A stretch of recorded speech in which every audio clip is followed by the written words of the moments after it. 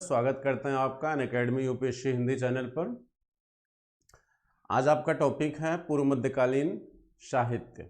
ठीक है, यहाँ से बहुत सारे ऐसे लिटरेचर हैं जो बहुत बार आपके एग्ज़ाम में पूछे गए हैं और बहुत सारे क्वेश्चन यहाँ से आते हैं पूर्व मध्यकाल से, क्योंकि ऑफलाइन ऑनलाइन दोनों क्लासों में सामान्यतः लोग जो है पूर्व मध्यकाल पर उतना फोकस नहीं करते, क्योंकि ये थोड़ा सा टफेस्ट एरिया है। यहाँ पे लोग पढ़ाते नहीं, छोड़ देते हैं। जैसे ख़ास तौर से मुझे लगता है कि कुछ लोग या तो पल्लव को, चोल को, इन सब को पढ़ा देते हैं, बाकी चीज़ों को छोड़ देते हैं। लेकिन यहाँ से क्वेश्चन अक्सर पूछा जाता है, ठीक है, और ज़्यादातर क्वेश्चन यहाँ पर लिटरेचर से ही आता है मित्रों। तो आज की क्लास में हम यहाँ के जितने भी इम्पोर्टेंट लिटरेचर हैं उसको कवर करने की कोशिश करेंगे। और सामान्य रूप से यहाँ पर आपको बहुत गहराई में प्रश्न नहीं पूछा जाता है। यहाँ पर प्रश्न जो पूछे जाते हैं वो दो तरीके से पूछे जाते हैं। ठीक है, सबको हमारी तरफ से गुड आफ्टरनून।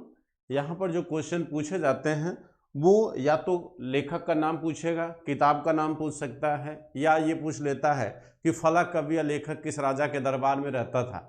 तो इस तरह से हम इन चीज़ों को कवर करेंगे और ध्यान रखा जाएगा कि आपके परीक्षा के क्वेश्चन इस क्लास से हल हो जाए, आपको प्रॉब्लम ना हो। ठीक है, तो चलिए हम शुरू करते हैं पूर्व मध्यकालीन साहित्य।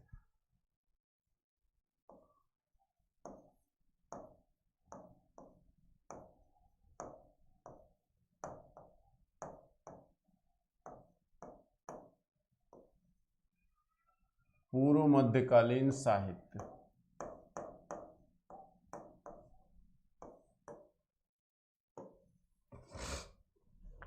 ठीक है। तो आज जो है हम पूर्व मध्यकाल के शुरुआत कर रहे हैं। और पूर्व मध्यकाल सामान्य रूप से आपका जो है हर्षवर्धन के बाद से स्टार्ट होता है। और हमने आपको बताया था कि पूर्व मध्यकाल को पूर्व मध्यकाल कहा क्यों जाता है। भाई, इस ड्यूरेशन को आप पूर्व मध्यकाल क्यों कहते हैं? तो पूर्व मध्यकाल को पूर्व मध्यकाल इसलिए कहा जाता है क्योंकि मध्यकाल की कुछ विशेषताएं हमको पूर्व मध्यकाल में दिखाई देना शुरू हो जाती हैं। जैसे आप जो पूर्व मध्यकाल का ड्यूरेशन है सामान्यतः ये 750 ईस्वी से 1200 ईस्वी तक लिया जाता है। ठीक है, तो पूर्व मध्यकाल को पूर्व मध्यकाल इसलिए कहा जाता है क्योंकि मध्यकाल की कुछ विशेषताएं हमको 750 ईस्वी के बाद दिखाई देना शुरू हो जाती हैं। ठीक, मध्यकाल की विशेषता है क्या? अब मध्यकाल की विशेषता है इस्लामिक संस्कृति की विशेषता, क्योंकि इस्लामिक संस्कृति मध्यकाल की विशेषता है। तो इस्लाम हिंदुस्तान में आपके मोहम्मद बिन कासिम के आक्रमण से ही शुरू हो जाता है। 712 में मोहम्मद बिन कासिम का आक्रमण हुआ, तो वहां से इस्लामिक संस्कृति की कुछ विशेषताएं हमको भारत में दिखना शुरू हो जाती हैं। इसलिए इस काल को हम क्या कहते हैं? पूर्व मध्यकाल कहते हैं। ठीक है, तो चलिए यहाँ पर कौन से लिटरेचर, कौन से साहित्य सबसे इंपॉर्टेंट है, आज हम उनकी चर्चा करते हैं। ठीक, पहले हम बात करते हैं, आपके एक महान कवि थे जिनका नाम था राजशेखर। इनकी कई किताबें हैं, बहुत पूछी जाती हैं। राजशेखर, ठीक है। वैसे राजशेखर क्या थे? ब्राह्मण थे। इनको उपाध्याय कहा जाता था। ये क्या थे? ब्राह्मण थे। इनको उपाध्याय भी कहा गया है। ठीक है, राजशेखर। यहां पर हम देखेंगे कि राजशेखर की कौन सी रचनाएं आपके लिए बेहद इंपॉर्टेंट है। कहा जाता है कि राजशेखर जो है, राजशेखर कन्नौज के राजा महेंद्रपाल के दरबार में थे। ये किसके दरबार में? महेंद्रपाल के दरबार में रहा करते थे।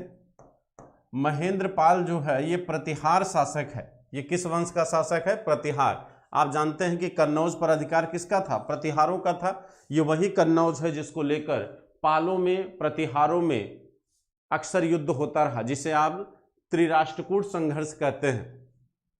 ठीक है, त्रिकोणी संघर्ष जिसे कहा जाता है। तो वह संघर्ष कन्नौज को लेकर ही चला था, जिसमें आपका राष्ट्रकूट, प्रतिहार और पाल वंश के लोग शामिल थे। बाद में अंततः प्रतिहारों की विजय होती है और कन्नौज किसके अधीन चला जाता है? प्रतिहारों के अधीन चला जाता है। तो यहां पर सत्ता किसकी थी? महेंद्रपाल, जिसके दरबार में राजशेखर नामक विद्वान रहा करता था।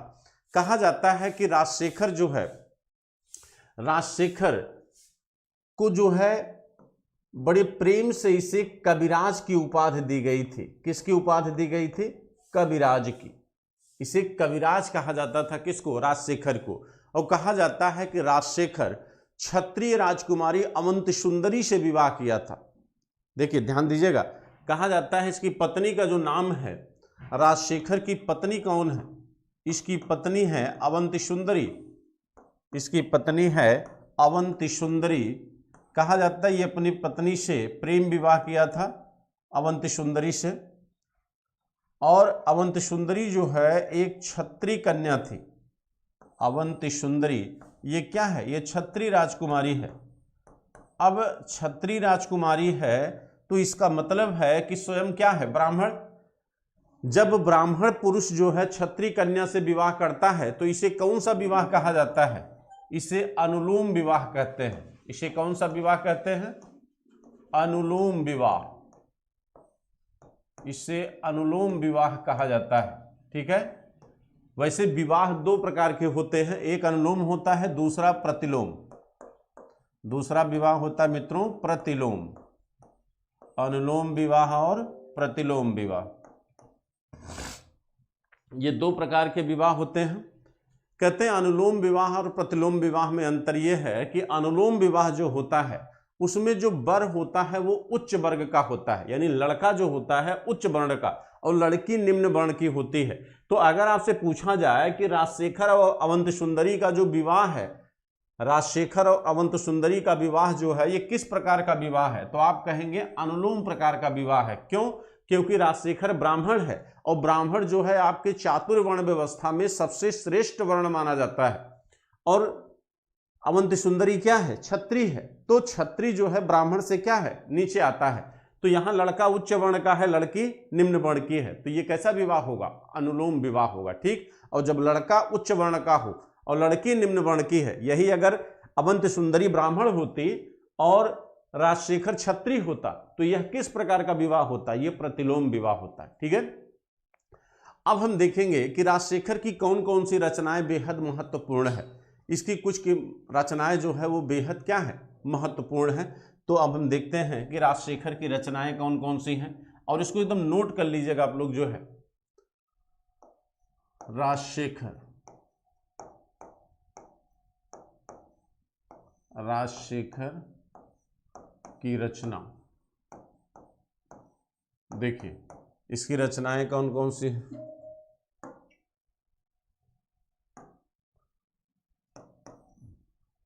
नंबर 1 भुवन कोश, भुवन कोश। नंबर 2 काव्य मीमांसा, काव्य मीमांसा। नंबर 3 कर्पूर मंजरी, कर्पूर मंजरी। अब ये देखिए कहते हैं जो कर्पूर मंजरी ग्रंथ इसने लिखा है यह अपनी प्रेमिका अवंति सुंदरी के आधार पर लिखा है। अवंति सुंदरी जो है चौहान वंश की क्षत्रिय थी, चौहान वंश की रहने वाली थी, तो उसके प्रेम पर आधारित होकर इसने जो ग्रंथ लिखा था उसको क्या कहते हैं? कर्पूर मंजरी कहते हैं। इसके बाद जो ग्रंथ है इसका विदशाल भज्जिका, विदशाल भज्जिका।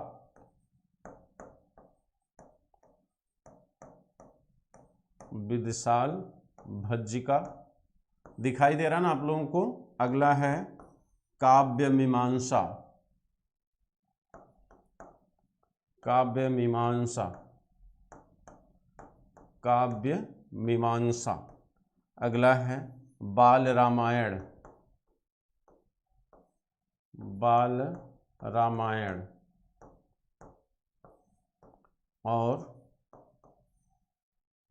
एक मिस कर रहा हूं, एक नहीं याद आ रहा है, आप इतना नोट कर सकते हैं। ठीक है। भुवन कोश, काव्य मीमांसा, कर्पूर मंजरी, विदशाल भज्जिका, काव्य मीमांसा, सॉरी काव्य मीमांसा 2 बार हो गया, काव्य मीमांसा 2 बार हो गया। यहां बाल भारत है, यहां कर लीजिए आप बाल भारत, ठीक है। ये आपके राजशेखर की रचनाएं हैं, ठीक है। इनको आप नोट कर लीजिए सब लोग।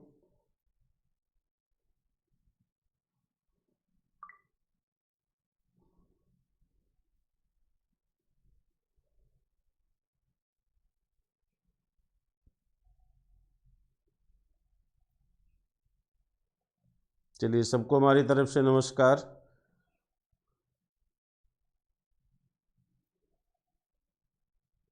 सबको आशीर्वाद है, आशीर्वाद है सबको सबको सबको। मस्त रहिए और लोगों को लाइव करिए, जोड़िए सबको फटाफट। चलिए आगे बढ़े हम। तो ये राजशेखर के बारे में हमने आपको बता दिया। अच्छा, अब हम बात करेंगे कुछ व्याकरण ग्रंथों की, ठीक है।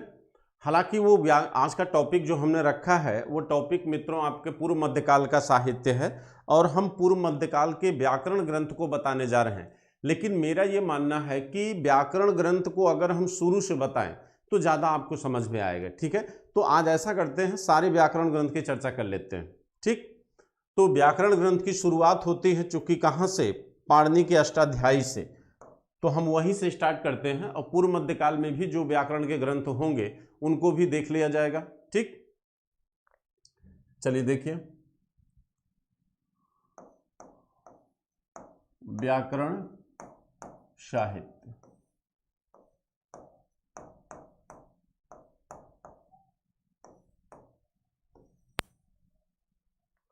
ठीक है। व्याकरण साहित्य, तो व्याकरण साहित्य में जो पहला साहित्य है वो है आपकी अष्टाध्यायी। अष्टाध्यायी जो किसकी किताब है, किसका, इसका लेखक कौन है, इसके लेखक हैं पाणिनि, इसके लेखक हैं महान विद्वान पाणिनि, ठीक है। कहते पाणिनि का जन्म जो है, इनका जन्म कहाँ हुआ था, इनका जन्म हुआ था गांधार, जो वर्तमान अफगानिस्तान में पड़ेगा, जहाँ के मामा शकुनी थे, गांधार के सालातुर्च नामक स्थान पर, गांधार में सालातुर नामक स्थान पर इनका जन्म हुआ था। पाणिनि जो है ये महापद्यनंद के दरबार में रहा करते थे। किसके दरबार में, नंद वंश के संस्थापक महापद्यनंद के दरबार में थे ये, महापद्यनंद के दरबार में थे। इन्हें राजकवि का दर्जा दिया गया था, राजकवि का स्थान प्राप्त था।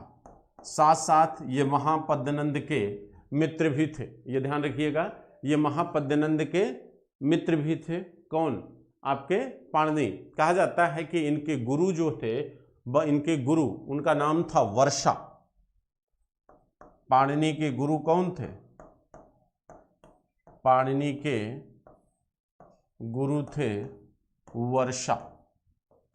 अब यहां पर देखिए, पाणिनि के गुरु वर्षा, वर्षा यहां पर एक नाम है, वर्षा माने आप ये वर्षा मत समझ लेना मित्रों। कहते पाणिनि के गुरु का नाम है, इनके भाई थे पिंगल, पाणिनि के भाई का नाम क्या था, पिंगल, इनके भाई थे पिंगल, पाणिनि के भाई थे कौन, पिंगल।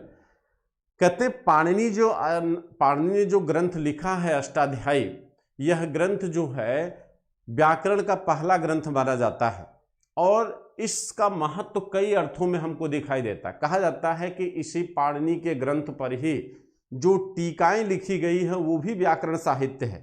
यानी आप कह सकते हैं कि व्याकरण साहित्य का जो मूल आधार स्तंभ है वो क्या है, वो पाणिनि की अष्टाध्यायी है, क्योंकि इसी अष्टाध्यायी पर आपके महान व्याकरण विद्वान पतंजलि,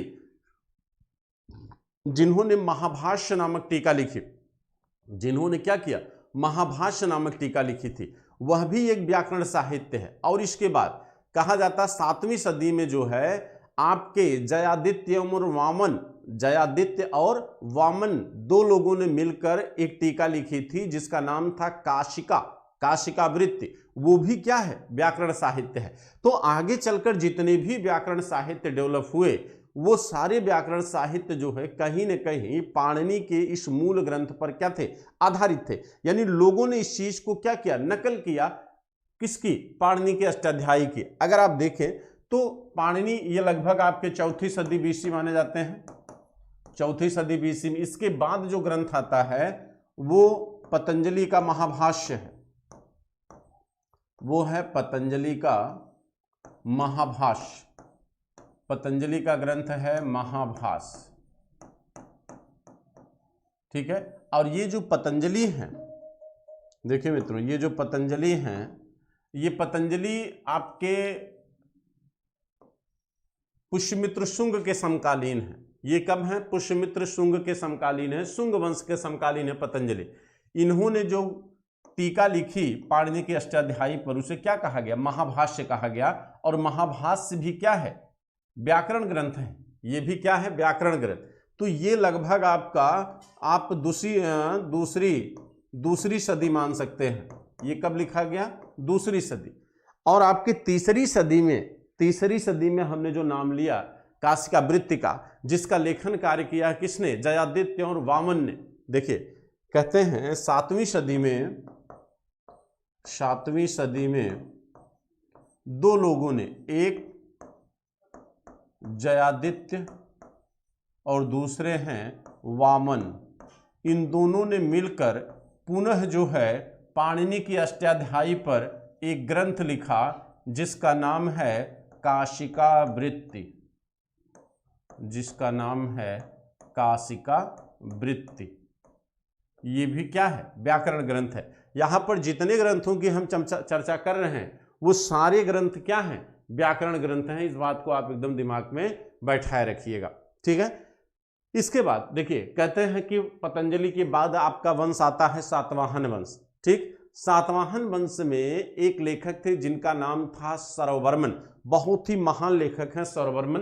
कहा जाता है सौरवर्मन ने भी पाणिनि की अष्टाध्यायी पर टीका लिखी, ठीक है। इन्होंने भी इस पर टीका लिखी है और ये सातवाहन वंश के हैं। देखिए ये कब के हैं? ये सातवाहन वंश के हैं। सातवाहन वंश में सर्ववर्मन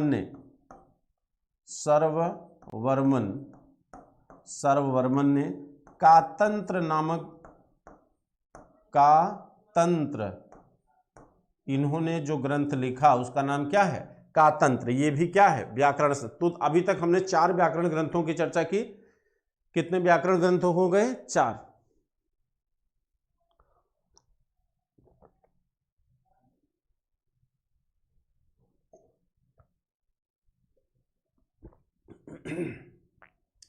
व्याकरण ग्रंथों की संख्या कितनी हो गई? 4। तो 4 में पहला आपका पाणिनि के अष्टाध्यायी है, दूसरा आपका जो है पतंजलि का महाभाष्य है, तीसरे स्थान पर आप इसको रखिए सौरवर्मन का कातंत्र है, और जयादित्य और वामन की जो है काशिका वृत्ति है, ठीक। इसके अतिरिक्त और भी ऐसे ग्रंथ हैं जो व्याकरण आधारित हैं। उनमें से एक ग्रंथ आता है जो उज्जैनी के महान विद्वान थे भर्तहरि। आपने भर्तहरि का नाम सुना होगा। ये उज्जैनी के रहने वाले थे। उज्जैनी आपके मध्य प्रदेश में पड़ता है। कहते हैं कि ये भर्तहरि ने एक व्याकरण ग्रंथ लिखा था जिसका नाम था वाक्य प्रदीप टीका, ठीक है। भर्तहरि का जो ग्रंथ है, भर्तहरि कहाँ के रहने वाले हैं? उज्जैनी के। भर्तहरि ये इन्होंने ग्रंथ लिखा था, ये उज्जैनी के हैं। ये कहाँ के हैं? उज्जैनी के। इन्होंने जो ग्रंथ लिखा उसका नाम है वाक्य प्रदीप टीका।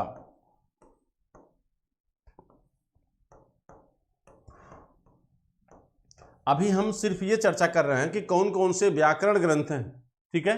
अभी हमने ये चर्चा नहीं किया कि पाणिनि की अष्टाध्यायी में किन किन बातों का उल्लेख आता। अभी मैं ये चर्चा कर रहा हूं कि कौन कौन से व्याकरण साहित्य हैं। तो आप इनको नोट करते चलिए जितने भी मैं लिख रहा हूं, ठीक है। तो इसके आगे मैं लिखूं, आगे बढ़ूं, ठीक। तो अगला जो है आपका तमिल साहित्य है। अब हम देखिए, अब दक्षिण भारत में चलते हैं। दक्षिण भारत में नन्नया, जो तेलुगु का बड़ा फेमस लेखक है नन्नया, इसने आंध्र शब्द चिंतामणि नामक ग्रंथ लिखा था। नन्नया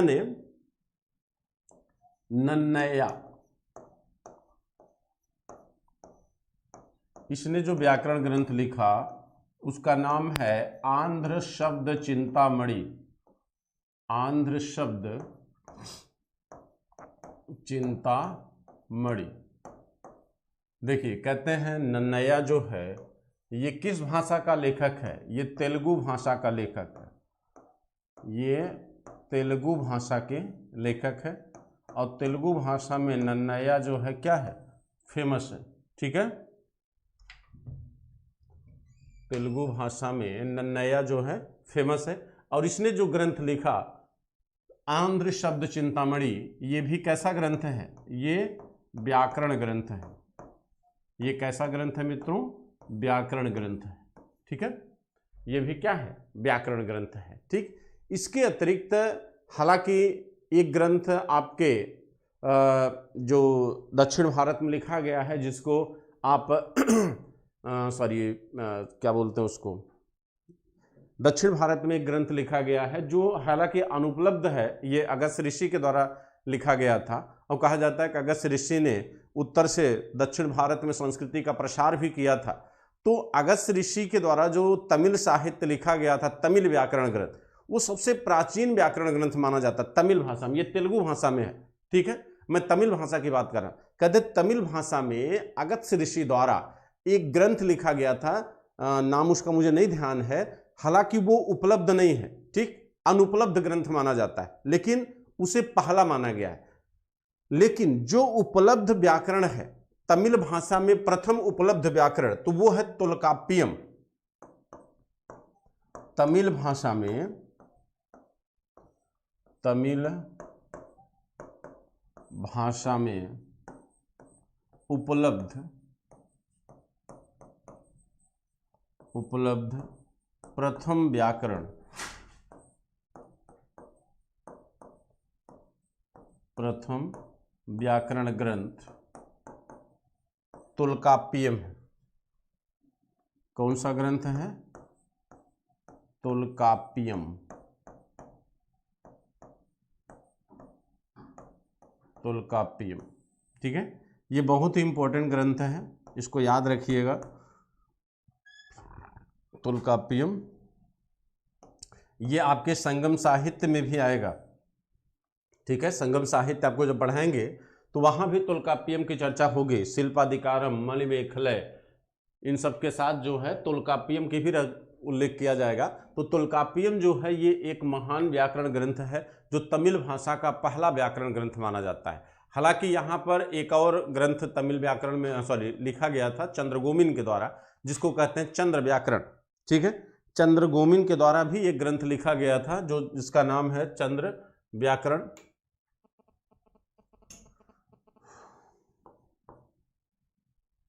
चंद्रगोमिन,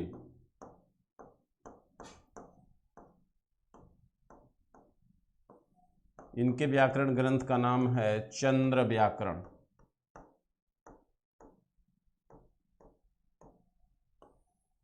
ठीक, चंद्र व्याकरण।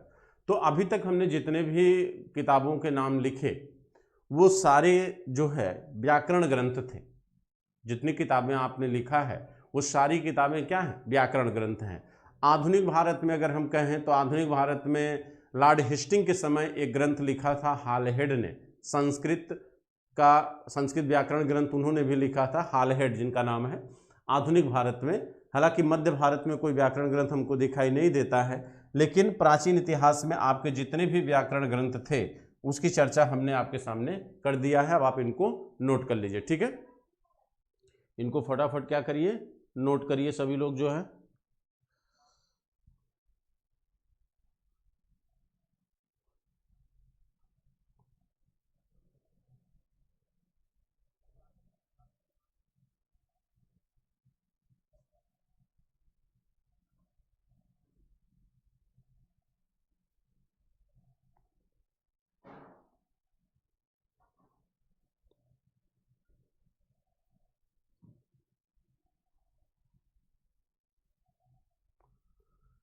ठीक है, चलिए आगे बढ़ते हैं। अब हम बात करते हैं कि पाणिनि के अष्टाध्यायी में किन तथ्यों का उल्लेख मिलता है।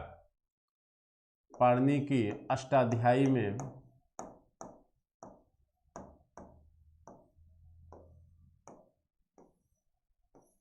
किन किन चीजों का उल्लेख मिलता है।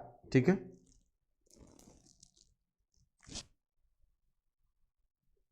देखिए, कहते हैं पाणिनि के अष्टाध्यायी पहला ऐसा ग्रंथ है जो मुद्रा निर्माण का उल्लेख करते हैं। कहते हैं नहीं, सॉरी, मुद्रा शब्द का उल्लेख। कहते हैं पाणिनि के अष्टाध्यायी में मुद्रा शब्द का प्रथम उल्लेख प्राप्त होता है। मुद्रा शब्द का प्रथम उल्लेख प्राप्त होता है। इसके अतिरिक्त अब अगर हम बात करें मुद्रा निर्माण की, तो मुद्रा निर्माण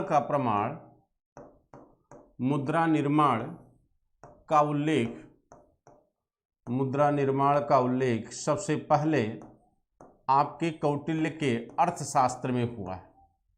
मुद्रा निर्माण का उल्लेख कौटिल्य के अर्थशास्त्र में हुआ है। ठीक, दो चीजें हैं। मुद्रा शब्द का उल्लेख सबसे पहले पाणिनि के अष्टाध्यायी में आया है, मुद्रा निर्माण का उल्लेख सबसे पहले कौटिल्य के अर्थशास्त्र में हुआ है, जहां पर कौटिल्य ने यह कहा है कि कोई भी व्यक्ति राज्य को 13.5% टैक्स अदा करके मुद्रा का निर्माण कर सकता है। अब चूंकि उस समय मुद्रा निर्माण करने में कोई घाटा भी नहीं था, चाहे आम आदमी मुद्रा बनाए चाहे राज्य बनाए, क्योंकि मुद्राएं धातु मुद्रा थी, सोने चांदी की मुद्राएं होती थी, तो उनकी मार्केट वैल्यू हमेशा क्या होती थी, बराबर होती थी। वो चाहे किसी आम जनता का सोना हो चाहे राजा का सोना हो, उसकी वैल्यू क्या थी, एक समान थी।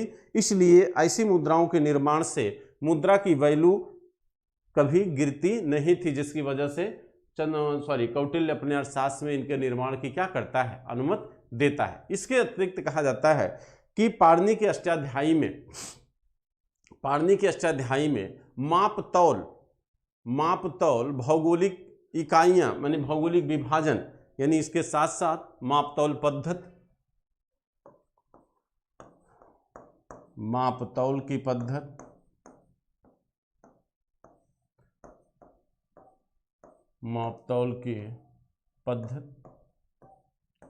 भौगोलिक विभाजन,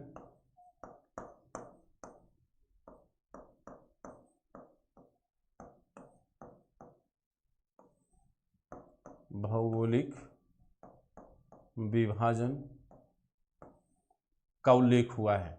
ठीक है, यानी मापतौल पद्धति और भौगोलिक विभाजन, भारत के अलग अलग भौगोलिक क्षेत्रों का उल्लेख भी आपके पाणिनि के अष्टाध्यायी में आता है। और सबसे बड़ी बात, कहा जाता है कि कपास का साहित्यिक प्रमाण सबसे पहले पाणिनि के अष्टाध्यायी में आया है। कपास का साहित्यिक प्रमाण, यानी कपास, हालांकि सबसे पहले कपास आपने मेहरगढ़ में देखा था। कपास का सबसे पहला प्रयोग कहाँ हुआ था, मेहरगढ़, फिर बाद में इंडस वैली में।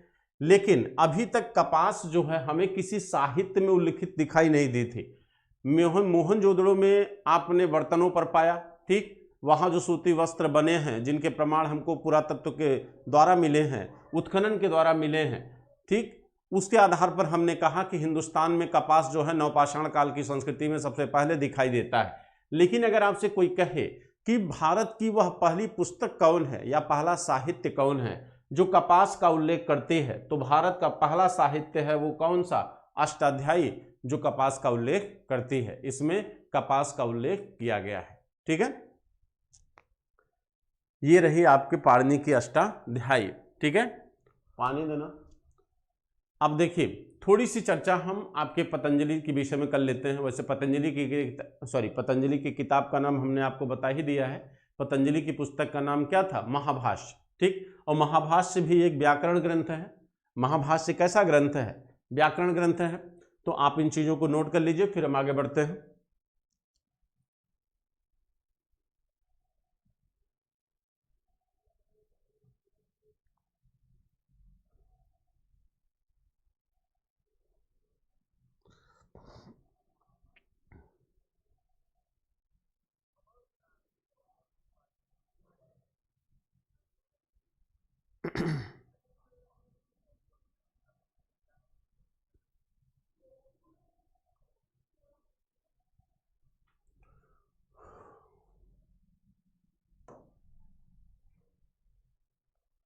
चलिए देखिए, थोड़ा सा पतंजलि के विषय में बात करते हैं।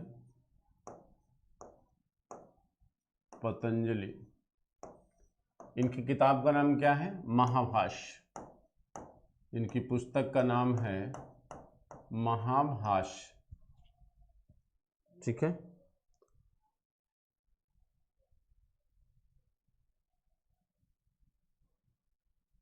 इनकी पुस्तक का नाम है महाभाष्य। ये किसके समय थे? ये आपके जो है पुष्यमित्र शुंग के दरबार में, पुष्यमित्र शुंग, पुष्यमित्र शुंग के दरबार में थे।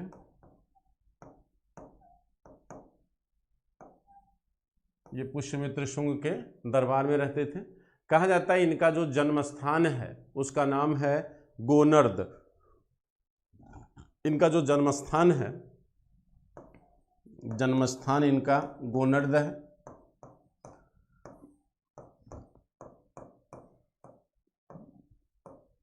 इनकी माता का नाम था गोणिका। इनकी माता कौन थी? गोणिका।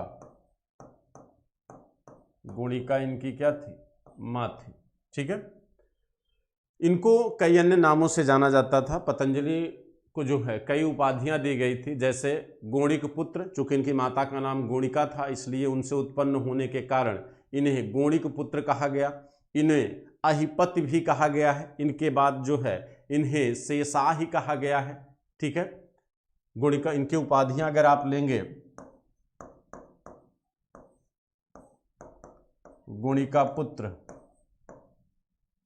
दो महत्वपूर्ण है, दो लिख दे रहे हैं आपको, गोणिका पुत्र और शेषाही, ये दो इनकी क्या हैं? उपाधियां हैं। ठीक है। तो ये पतंजलि के विषय में आप लोग नोट कर लीजिए। पतंजलि के बारे में थोड़ी बहुत जानकारी होनी चाहिए क्योंकि ये भी बहुत महत्वपूर्ण व्याकरणाचार्य माने जाते हैं। अब हम अन्य साहित्य की बात करेंगे। अभी तक हमने आपको जो है व्याकरण साहित्य के विषय में बताया। अब हम पूर्व मध्यकाल के अन्य साहित्य की चर्चा करते हैं। ठीक है, चलिए आगे बढ़ते हैं। इसके बाद एक आपके जो है महान लेखक हैं जिनका नाम है संध्याकर नंदी।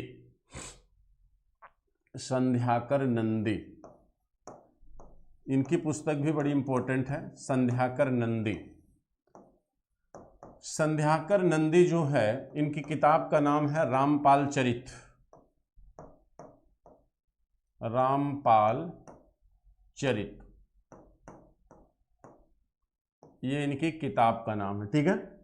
कहते हैं कि संध्याकर नंदी जो है ये पाल वंश के राजा, पाल वंश के राजा रामपाल के दरबार में रहते थे। पाल वंश के राजा रामपाल के दरबार में रहते थे, राजा रामपाल थे। कहते हैं कि संध्याकर नंदी ने इस साहित्य में राजा रामपाल को राम का अवतार माना है। इनको किसका अवतार माना है? इनको राम का अवतार माना है। ठीक। और स्वयं को क्या माना है? वाल्मीकि। संध्याकर नंदी स्वयं को क्या कहता है? स्वयं को वाल्मीकि कहता है। यानी इस पुस्तक को कहीं न कहीं वह धार्मिक रूप देने का प्रयास किया है। अपने को वाल्मीकि कहता है और रामपाल को राम का अवतार मानता है। दूसरी चीज कहते हैं इस किताब का जो सबसे महत्वपूर्ण पहलू है वो है कैवर्त विद्रोह। कैवर्त विद्रोह जो किसके समय हुआ? रामपाल के समय हुआ।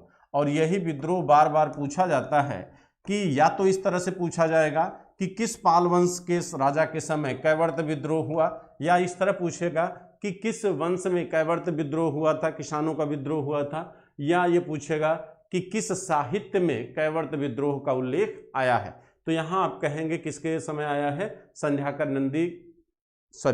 नंदी ने अपनी पुस्तक रामपाल चरित में इस घटना का उल्लेख किया है। ठीक है। अब देखिए, कहते हैं इसके बाद जो है, इसके बाद एक महान ग्रंथ है जिसका नाम है चंद्रवरदाई, लेखक हैं चंद्रवरदाई और उनकी किताब का नाम है पृथ्वीराज रासो। चंद्रवरदाई, इनकी किताब का नाम क्या है? पृथ्वीराज रासो।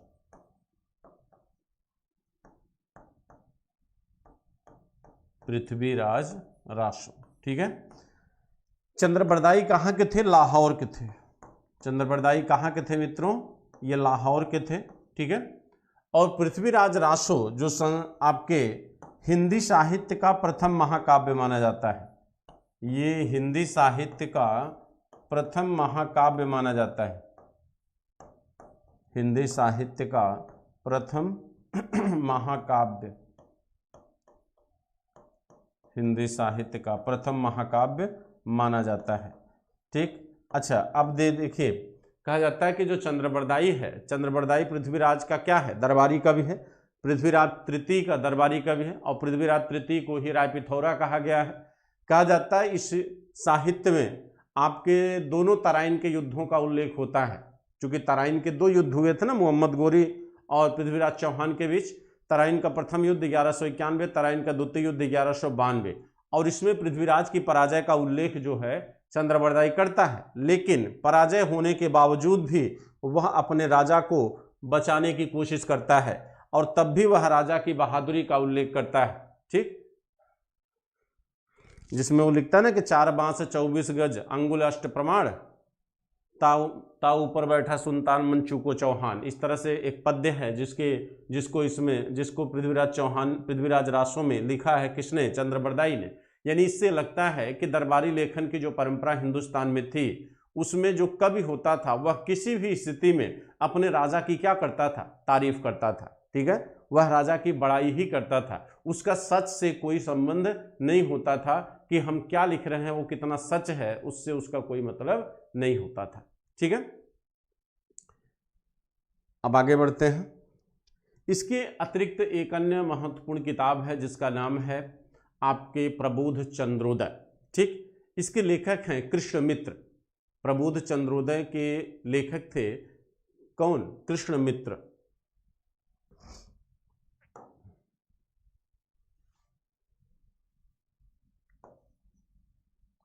प्रबोध चंद्रोदय,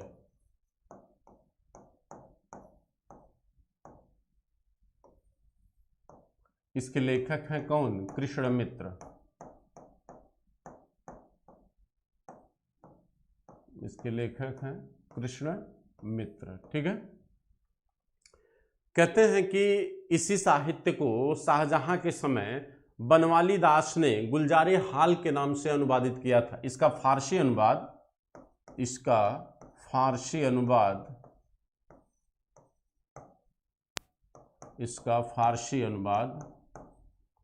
किसके द्वारा किया गया? बनवाली दास के द्वारा। बनवाली दास के द्वारा किस नाम से किया गया? गुलजारे हाल के नाम से। गुलजार ए हाल के नाम से किया गया। ठीक, किसके समय किया गया? शाहजहां के समय किया गया। किसके समय? शाहजहां के समय किया गया। ठीक है,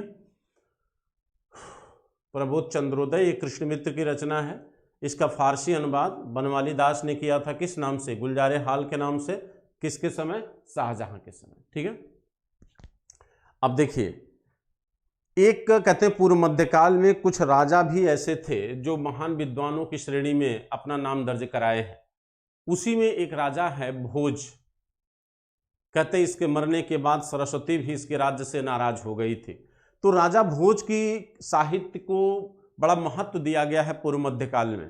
ठीक है, और उसने कई किताबों का निर्माण किया था राजा भोज ने। तो कहा जाता है राजा भोज के विषय में चर्चा करना बेहद जरूरी है। राजा भोज परमार वंश के शासक थे। ठीक है, और यहाँ पर जो है हम उनकी चर्चा करेंगे। एक राजा भोज जो है राष्ट्रकूट वंश में, सॉरी वो ध्रुव है, यहाँ राजा भोज ही है। राजा भोज की किताबों का नाम आप देखिए, राजा भोज ये परमार वंश के राजा थे।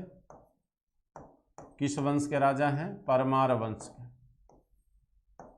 परमार वंश के राजा। ठीक, इनकी किताबें कौन कौन सी हैं? इनकी पुस्तकें कौन कौन सी हैं उसको नोट कर लीजिए आप लोग। राज मृगांक, राज मृगांक,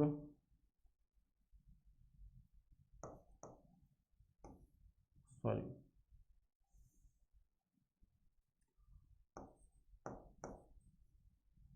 राज मृगांक,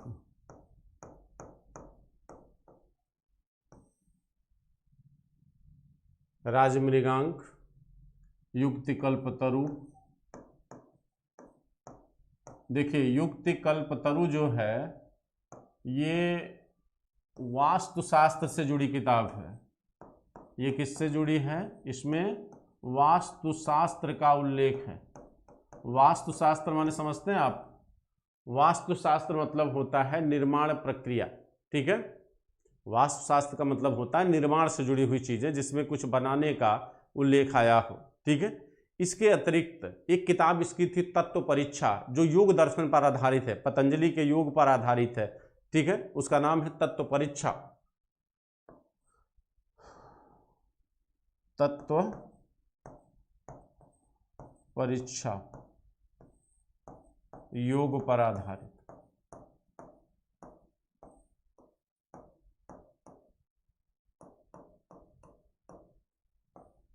अगली है सरस्वती कंठाभरण।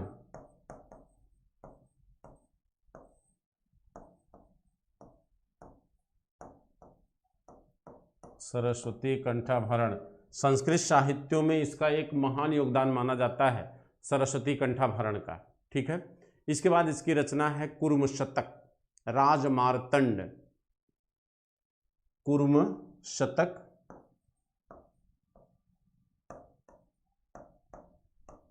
कुर्म शतक और राजमार्तंड।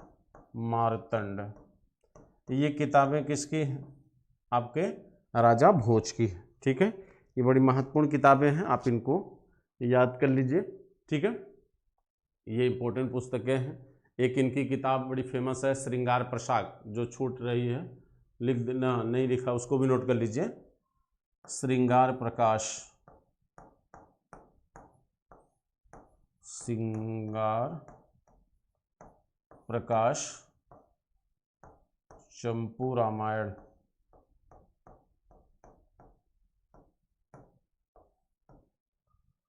श्रृंगार प्रकाश और चंपू रामायण, ये इतने साहित्य हैं आपके राजा भोज के, इनको आप नोट करिए और इनको याद करिए, ठीक है।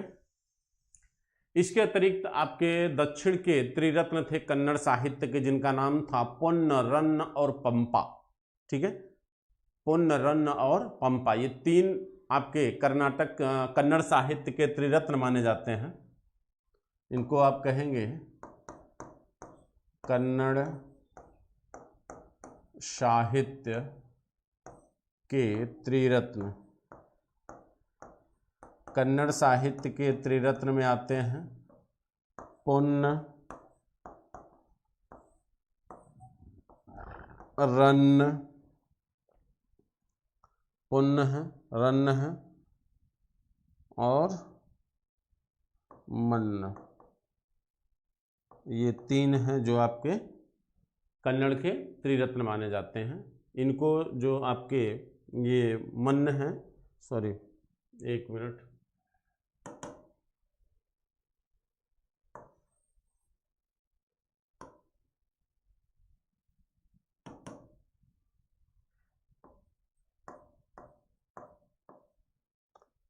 पुन्न, रन्न और पंप, ठीक है। ये तीन आपके जो है कन्नड़ के त्रिरत्न माने जाते हैं। इनका भी दक्षिण भारत के कन्नड़ साहित्य में महान योगदान माना जाता है। कहते हैं कि पुन्न ने एक ग्रंथ लिखा था जिसका नाम है, पुन्न के किताब का नाम है शांति पुराण। इन्होंने एक शांति पुराण नामक ग्रंथ लिखा था, शांति पुराण, जो बड़ा फेमस किताब है इनकी, शांति पुराण, ठीक है। और इनकी किताब का नाम था गदा युद्ध, गदा युद्ध। और इनकी किताब का नाम है भारत, ठीक। ये तीन किताबें, तीन ग्रंथों का निर्माण आपके कन्नड़ साहित्य के इन्होंने किया था, ठीक है। मित्रों गर्मी बहुत है और थोड़ा सा एनर्जी लेस लग रही है, ठीक है। आज की आपकी क्लास को यहीं पे रोकेंगे, ठीक है। गर्मी बहुत है, शाम की क्लास में बल्कि थोड़ा सा बढ़ा देंगे, ठीक है। तो आज इसको यहीं पर रोकते मित्रों, ठीक है। शाम को मिलते हैं 8 बजे, ठीक। जय हिंद, जय भारत।